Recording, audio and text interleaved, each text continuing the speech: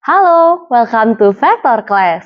Bersama saya Kelly Stefani, hari ini kita akan menyajikan konten yang tidak kalah menarik, tentunya seputar olahraga bersama narasumber-narasumber keren lainnya. Nah, hari ini kita akan membahas salah satu cabang bela diri yang berasal dari Thailand. Kira-kira udah ketebak belum? Jadi, hari ini kita akan membahas terkait Muay Thai. Nah, sejauh apa sih sobat-sobat V-Class ini paham terkait cabang bela diri satu ini? Gak perlu takut nih Sobat V-Class, karena hari ini kita akan menelisik lebih mendalam terkait Muay Thai. Oleh sebab itu, jangan kemana-mana ya.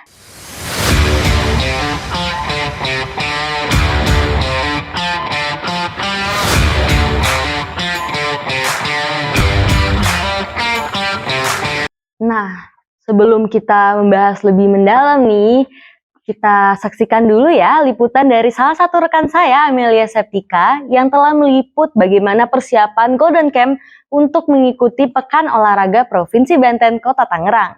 Tanpa berlama-lama lagi, yuk kita saksikan liputannya.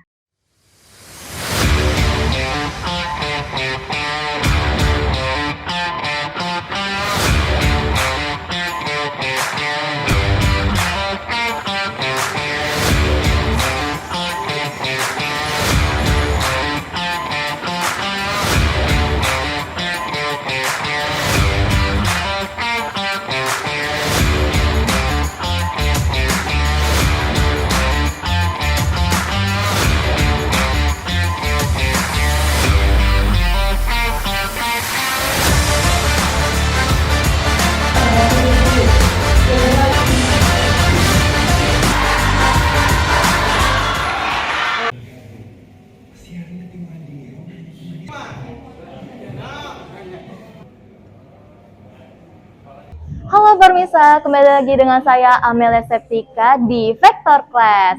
Episode kali ini tidak kalah menariknya dengan episode sebelumnya. Episode kali ini akan membahas seputar olahraga Muay Thai. Penasaran dengan cabang olahraga yang satu ini? Simak terus liputan hari ini ya.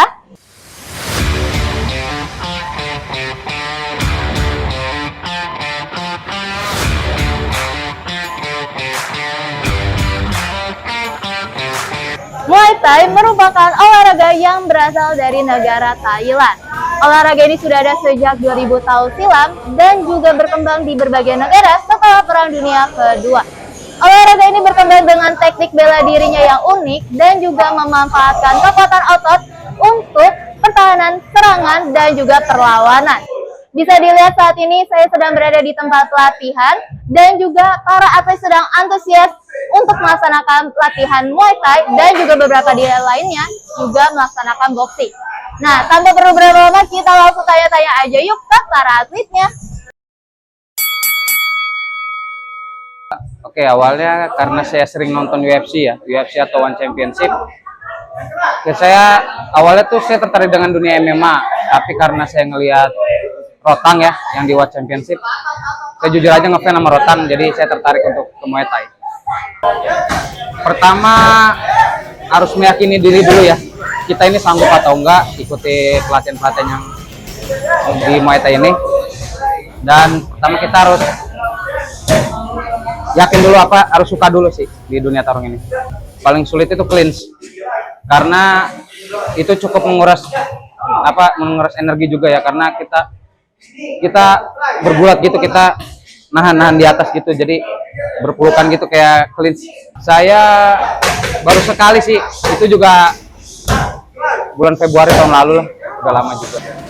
Pencapaian menang di pertandingan sih, ngalahin orang gitu.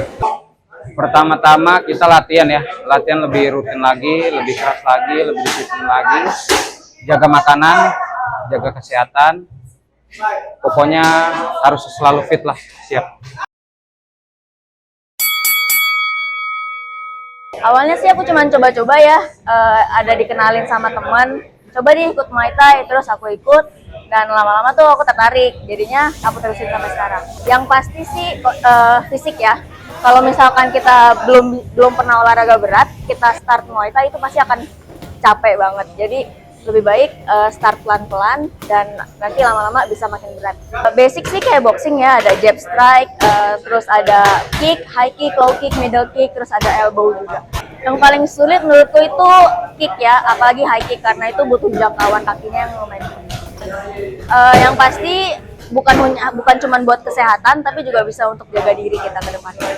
Kebetulan saat ini aku pengen ikut pertandingan Porprov yang akan dimulai bulan November tanggal 21. Wah, Muay Thai dan boxing benar-benar seru dan menegangkan bukan? Akan tetapi adegan yang kami tampilkan tidak diperkenankan untuk dilakukan secara bebas. Namun, ada banyak tempat pelatihan yang dapat Anda temukan bagi Anda khususnya yang berminat untuk mempelajarinya. Saya Amelia Septika, kembali ke studio.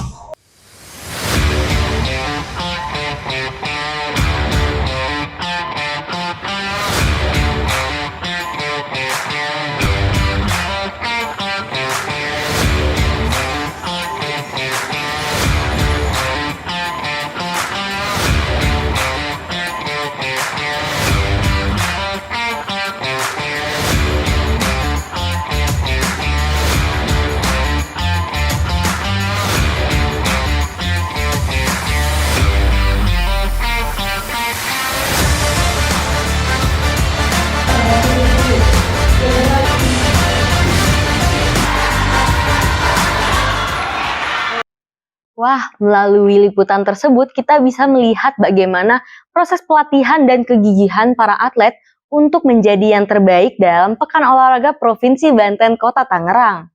Namun, kira-kira bagaimana ya situasi di lapangan ketika perlombaan tersebut berlangsung?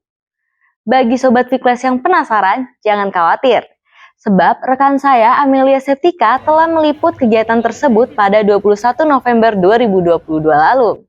Tanpa berlama-lama lagi, ayo kita simak liputannya.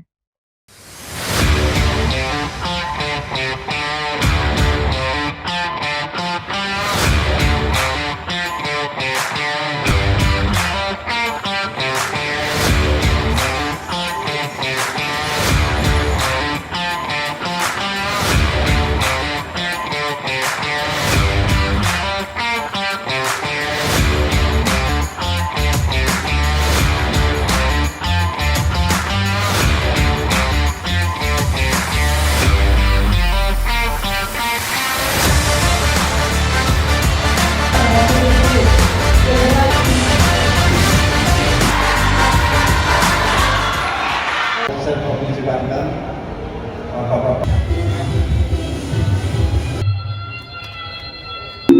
Halo Fitness, tadi kita sudah lihat para atlet melakukan latihan untuk mempersiapkan diri mengikuti pertandingan. Hari ini aku mau mengajakin kalian untuk menyaksikan pertandingan yang diselenggarakan oleh Pekan Olahraga di Provinsi Banten Kota Tangerang di Mall Alam Sutra. Nah, penasaran dengan antusias para atlet yang mengikuti pertandingan hari ini? Simak terus liputan hari ini ya. Tentunya sangat antusias ya, karena hari ini hari pertama atau ini juga baru mau pembukaan, dan di sini ada pertandingan Waikru yang dimana dia seru banget karena seninya dari Muay Thai itu sendiri. Kurang lebih udah 3 tahun Muay Thai itu selama ini jadi sebagian hidup saya sih. Ya, selain untuk bela diri, sebenarnya awalnya saya termotivasi oleh pelatih saya, di mana pelatih saya itu sudah sering mengikuti kejuaraan dunia sehingga saya terinspirasi oleh beliau. Yang pertama sih tentunya fisik, yang kedua itu mental sih. Karena mental dan fisik itu perlu disiapkan untuk menjadi atlet, khususnya bela diri itu sendiri, karena kita harus menumbuhkan rasa keberanian untuk memulainya gitu. Kalau Muay Thai itu sendiri pakai tekniknya sebenarnya pola sih. Tapi di dalam Muay Thai itu sendiri ada beberapa gerakan. Yang pertama pukulan, kemudian ada tendangan, terus ada juga elbow pakai sikut kalau misal mbaknya belum tahu, dan satu lagi ada keni atau pakai lutut. Dan bisa juga kalau misal pengen nilai plus itu pakai bantingan juga, tapi bantingan tertentu, berbeda dengan wushu kayak gitu. Oke. Menurut saya sih yang paling sulit tuh ketika bantingan, karena bantingan itu tidak sembarang bantingan di dalam Muay Thai gitu. Ada aturan-aturan yang memang sudah ditentukan. Oke. Untuk persiapan event di Porprov ini sih udah 5 bulan ke belakang. Saya mulai berlatih di awal Juli. ya, trouble pasti banyak tentunya. Dimulai dari manajemen waktu, di mana saya juga selain saya latihan, saya juga kuliah, saya harus memanage waktu tersebut untuk mengerjakan tugas kuliah ataupun saya latihan. Dan saya juga sering kena marah pelatih karena saya sering izin latihan, sering bolos latihan karena saya mengerjakan tugas itu. Kemudian saya juga sering tidak naik gitu untuk istilahnya perkembangan pelatihannya gitu. Semisal hari ini saya harus target A gitu, tapi saya tidak mencapai target tersebut. Seperti itu sih kesulitannya. Yang paling saya sukai sebenarnya terbang-terbangnya sih, karena saya juga mendapat pengalaman. Saya bisa jadi tahu gitu daerah-daerah yang belum pernah saya kunjungi seperti itu. Dan dari olahraga ini saya bisa mempunyai pengalaman tersebut. Gitu. Muay Thai itu pokoknya sejenis bela diri yang sangat keras lah menurut saya. Semuanya itu sebenarnya sulit, tapi berhubung kita terbiasa dilatih jadi terbiasa kak. Ya tetap terutama ya basicnya harus diperhatikan, bener-bener cari pelatih yang bener-bener yang pernah tanding gitu. Sebenarnya belajar Muay Thai itu nggak harus lama sih, sesering kita mungkin latihan. Durasinya itu kadang dari mulai jam 8 pagi, kelar jam setengah 12, kadang jam 1, terus sore latihan lagi gitu. Full latihan sehari 2 kali, kadang 3 kali gitu. Soalnya dari hobi sih kak, beda. Kalau kita hobi itu beda, udah kayak jiwanya di situ. Yang paling suka saat kita tanding, yang paling kita suka. Saya tiap hari siap kalau ada panggilan tanding. Kalau cedera itu tergantung kita. Kadang kita kan punya pas latihan tiba-tiba engkel kita, tangan kita pas mukul gitu. Untuk pertandingan hari ini menurut saya adrenalinnya sangat tinggi, para atlet juga sangat antusias. Untuk Porprov yang ke-6 ini menurut saya ini satu ajang yang bagus untuk melahirkan bibit-bibit baru. Saya kurang lebih udah 5 tahun belajar Muay Thai. Persiapan saya kurang lebih 3 bulan yang lalu, saya udah siapkan diri saya untuk mengikuti perlombaan ini. Kalau yang paling sulit itu di bantingan itu sulit, soalnya kalau kita menjangkau lawan itu, apalagi lawannya lebih tinggi, agak sulit untuk dibanting. Kalau cedera yang paling parah pernah dislokasi, tapi ya alhamdulillah pemulihannya cuma 3 bulan udah bisa ikut lagi. Ya, kalau untuk standar penilaian kita mengikuti WMF, semua serangan itu nilainya 1. Ya. Nilai 2 itu apabila serangan tersebut menjatuhkan orang yang diserang atau lawan. Jadi jatuhnya itu mendapat nilai 1 juga. Artinya dia menyerang mendapatkan nilai 1, lawannya jatuh itu 1, jadi 2. Jadi semuanya itu 1. Di ronde pertama, kalau ceritanya masalah ronde pertama misalnya, apabila lawannya tersebut melakukan serangan terhadap lawan sudut lawannya itu, apabila terjadi sesuatu, contoh dia menggunakan serangan yang benar, dia terjatuh dan tidak bisa bangun lagi dengan serangan yang benar dengan legalitas, artinya dia menang KO. Itu ada juga yang dihitung dalam 1 ronde. Untuk laki-laki itu kalau menggunakan WMF 1 ronde 3 kali hitungan itu kalah dalam 1 ronde. Kalau dalam 2 ronde atau 3 ronde itu 4 kali hitungan kalah. Kalau untuk perempuan yang sebenarnya dalam 1 ronde itu 2 hitungan, 2 kali hitungan itu dinyatakan kalah. Dalam 2 ronde atau 3 ronde itu 3 kali hitungan. Ya, kita mengikuti peraturan WMF internasional di sini. Gitu. Di teknik Muay Thai, teknik bantingannya tidak menggunakan teknik judo, memiringkan badan terhadap badan lawan, apalagi membelakangin lawan. Posisinya tetap sama-sama di depan. Jadi tekniknya teknik bantingan Muay Thai, karena pertandingannya pertandingan Muay Thai. Apabila dia melakukan serangan ataupun seperti bantingan yang menggunakan teknik Muay Thai, itu dia mendapatkan nilai. Bahkan kalau dia misalnya KO itu dia menang. Tapi apabila tidak menggunakan teknik Muay Thai ataupun serangannya itu di tempat yang dilarang, itu ada dua kategori. Yang pertama, unsur disengaja atau tidak sengaja, lawannya jatuh tapi bisa bangun lagi, itu ada pengurangan nilai. Peringatan pertama, yang kedua dipotong nilai, yang ketiga gitu. Apabila salah satu lawan ataupun petarung dari sudut merah ataupun dari sudut biru mengalami cedera karena serangan lawannya, itu ada tim medis yang akan meriksa. Ya, apabila terlalu parah, tim medis kita panggil. Jadi keputusan kita kembalikan ke tim medis. Tim medis nanti memeriksa. Apabila sepertinya ini rawan untuk dilanjutkan, tim medis berhak mengatakan terhadap yang memimpin atau wasit, ini rawan tidak bisa dilanjutkan. Saya persiapkan ini sudah lama, Pak. Kami pemusatan itu sudah 2 tahun terakhir ini. Kami sudah mempersiapkan sarana pertandingan, kemudian fasilitas-fasilitas untuk atlet. Dan untuk atletnya, ya mereka sudah mempersiapkan diri dari 1 tahun sebelumnya, ya dari tahun 2021 itu mereka sudah mempersiapkan untuk Porprov ini. Dan ini juga atlet-atlet ini atlet murid dari provinsi Banten. Saya sudah beberapa kali mengadakan Kejurda Open juga pernah. Kalau mengikuti kami ya sudah Liganas, Kejurnas, Kejurda, ya sudah banyak yang kami ikuti. Kendala itu kalau saya sebagai pengurus cabang, mencari atlet Muay Thai itu susah. Itu kendala kami. Saya membuka latihan secara gratis.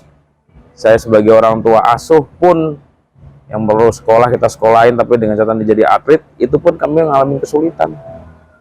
Sudah seringkali kami mengadakan kunjungan ke sekolah, kita perkenalkan bela diri ini, datang mereka 10, nggak ada sisa, semua pada tidak melanjutkan latihan. Karena apa? Karena memang kami mengutamakan yang pertama itu fisik.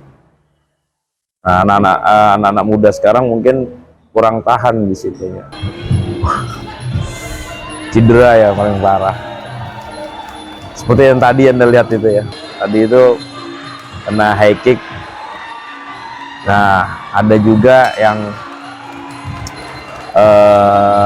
sampai pelitis pecah, itu standar-standar gitu. Tulang geser, seperti itulah bela diri seperti ini ya, resikonya di situ aja. Ya, saya sih harapannya pertama saya selaku tuan rumah dan ketua cabur Kota Tangerang, ya saya berharap juara umum karena kami sudah mempersiapkan jauh-jauh hari. Nah, untuk pelaksanaan sih ya saya berharap ya untuk pelaksanaan ini harus aman, harus lancar, harus tertib seperti itu. Wah, pertandingan Muay Thai benar-benar seru dan menegangkan, bukan? Akan tetapi adegan yang ditampilkan tidak diperkenankan dilakukan secara bebas. Muay Thai biasa dilakukan di sebuah arena khusus yang telah dipersiapkan oleh lembaga yang menaungi cabang olahraga ini. Selain itu, ada banyak tempat pelatihan Muay Thai yang bisa Anda temukan bagi Anda yang berminat mempelajarinya. Saya Amelia Setika, kembali ke studio.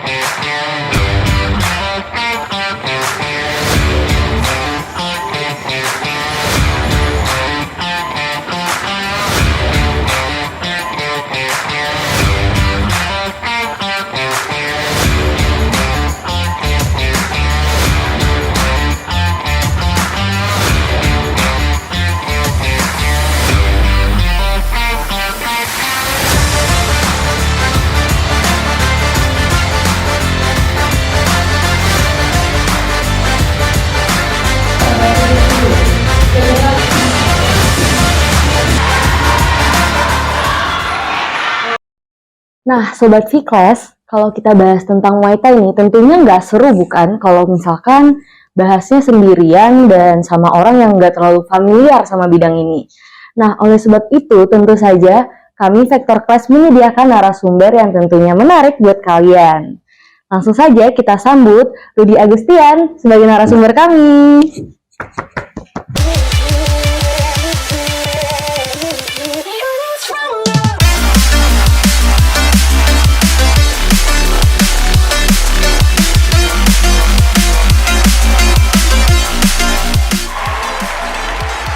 Nah, ngomong-ngomong, akhir-akhir ini Ko Rudi ada kesibukan apa sih? Akhir-akhir ini lebih ke promotor sama pengurus ya, pengurus di cabang Muay Thai. Oh, pengurus di cabang Muay Thai. Nah, kalau kita lihat history tracknya Ko Rudi nih, Ko Rudi itu pernah 3 kali menang ya di One Fighting Championship dan 4 kali di One Pride MMA. Di One Fight itu kayaknya iya 4 ya. Selain itu pernah nggak sih Ko Rudi ikut perlombaan yang lain mungkin di cabang olahraga Muay Thai ini? Kalau di Muay Thai udah sering sih ya sebelum dari One Fight sama One Championship. Kita latihan di Thailand, tanding di sana beberapa kali, lalu di Indonesia juga ikut amatirnya, ikut yang platnas, lalu platnas untuk SEA Games. Nah, udah banyak juga kalau Muay Thai. Oke, berarti Ko Rudi ini nggak cuman di Indonesia aja ya lombanya, itu udah sampai ke Thailand? Udah sampai Thailand. Nah, kenapa sih Ko Rudi ini bisa tiba-tiba interesting gitu sama Muay Thai, sama bela diri? Ya awalnya pasti rata-rata dari bully ya. Dulu tuh waktu sekolah, mungkin karena badan kecil jadi banyak yang bully gitu. Dan itu saya masuk di SMK. Nah itu kan lebih banyak cewek daripada cowok. Jadi kalau ada cowok nih masuk nih jadi korban bully dari kakak-kakak kelasnya gitu kan. Nah, kebetulan saya dikeroyok terus dah tuh. Dari situ saya pikir, kayaknya harus belajar bela diri. Setelah belajar saya praktekin, ya ini agak negatif sih, saya pukul-pukulin tagihan. Nah itu dia. Gitu.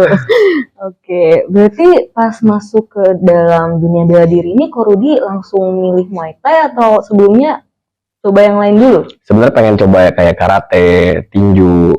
Cuman dulu ya keuangan orang tua juga pas-pasan lah.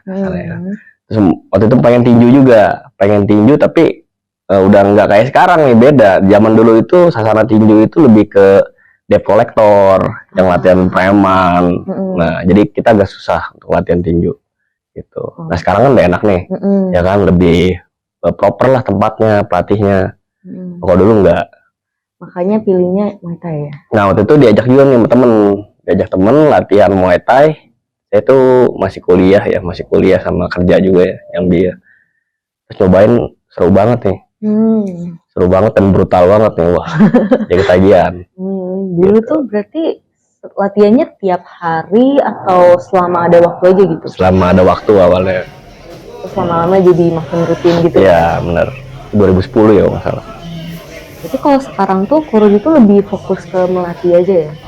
Sekarang iya lebih melatih, punya sasana, jadi promotor fight juga. Sama sekarang saya lebih aktif di pengurusan sih di pusat Muay Thai di Indonesia. Pernah kepikiran buat kapan-kapan mau coba buat lomba lagi atau enggak lagi gitu? Kayaknya untuk umur saya udah saatnya mengembangkan atlet-atlet yang baru ya. Dan emang saya sekarang seperti itu. Jadi saya ciptakan banyak juara juga di Golden Camp. Jadi sekarang saya fokus untuk ngembangin atlet aja. Yang pasti promosinya ya, kita mesti meyakinkan orang-orang kan bahwa Muay Thai ini ya safety lah, nggak diadu gitu kan. Karena masih banyak yang bilang, aduh saya takut gitu. Terus promosinya juga masih agak sulit dulu, sosmed tuh nggak seperti sekarang. Oh iya, algoritma. Dulu saya tuh ke mall-mall nyebarin brosur ya kan, terus saya taruh-taruh di mobil-mobil, diusirin satpam terus. Bahkan di UMN sendiri juga saya sering saya sebarin brosur gitu kan. Kayak gitu. Terus kan orang juga masih belum bisa menerima zaman dulu. Jadi kita benar-benar mesti mengenalkan dengan baik. Yang pasti karena belum banyak yang menerima, ya otomatis banyak sekali kerugian-kerugian materi juga. Gitu. Nah kira-kira ada kesulitan apa nggak dalam proses persiapannya? Kalau proses persiapan sih udah bagus ya, atlet-atlet kita tuh bahkan kemarin kan ada sedikit kasus ya, atlet kita dijegal karena mereka semua takut sama atlet kita, atlet Kabupaten Tangerang yang dilatih di Golden Camp gitu. Banyak kasus seperti itu sih, banyak politik di dunia olahraga yang harusnya dunia olahraga itu kan sportif, nggak seperti itu gitu. Tapi kalau untuk ngelatih juara itu kita udah sering banget, nggak ada masalah sama sekali. Iya, lagi kemarin kalau nggak salah itu dapat 2 emas ya di cabang Muay Thai, ada dari Dwi Soekarno, Fajar Dwi, terus kalau untuk Muay Thai ada 1 perak juga dari Rafa Ruiz. Iya, itu sebenarnya kita ngirim cuman 6 orang jadinya, harusnya sih ada 12, bayangin aja, harusnya dipotong 8, kita banding, dikasih lagi 2. Jadi 6 orang totalnya. Bayangkan aja mereka sampai takut gitu kan. Kita 6 aja dapat emas 2 kan. Karena yang kontingen yang lain tuh ngirim banyak banget, belasan semua. Golden Camp aja yang dibatasi. Dikit tapi dapat emasnya ya lumayan gitu. 2 emas, 1 perak gitu. Harusnya sih kita dapat 8 gitu. Nah, sayang. Karena saya juga ngeliat kualitas fighter-fighternya. Wah, ini mah kemakan semua sama anak-anak kita gitu. Ya, apalagi kan saya pernah jadi atlet MMA ya.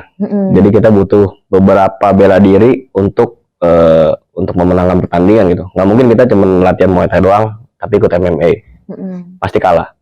Karena kan ada ground, ada bantingan, nah, ada footwork yang cepet. Nah, dari bela diri itu saya ambil bagus-bagusnya. Kayak taekwondo atau karate gitu, tendangannya sama footwork yang bagus kan. Nah, terus kalau dari gulat, dari BJJ saya ambil grapplingnya. Makanya saya banyak juga banyak kenal orang lah di dunia bela diri. Karena juga suka banget ya. Suka, ya emang hobi. Iya. Passion.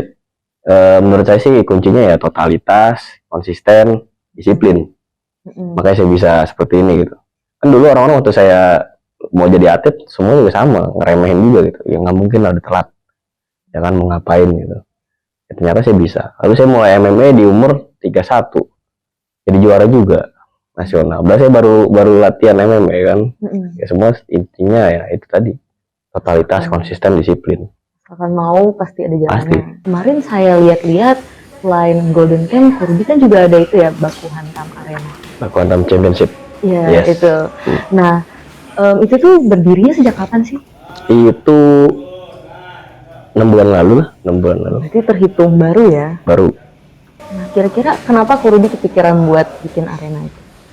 Jadi sebelum bikin Baku Hantam, saya ini udah bikin fight club yang namanya Underground Fight Indonesia. Nah itu udah 9 kali kita ngadain di klub. Jadi emang temanya kita pengen bikin kayak di film-film gitu kan, di klub berantem. Ya, orang lagi minum apa teriak. Dan dapat berhasil.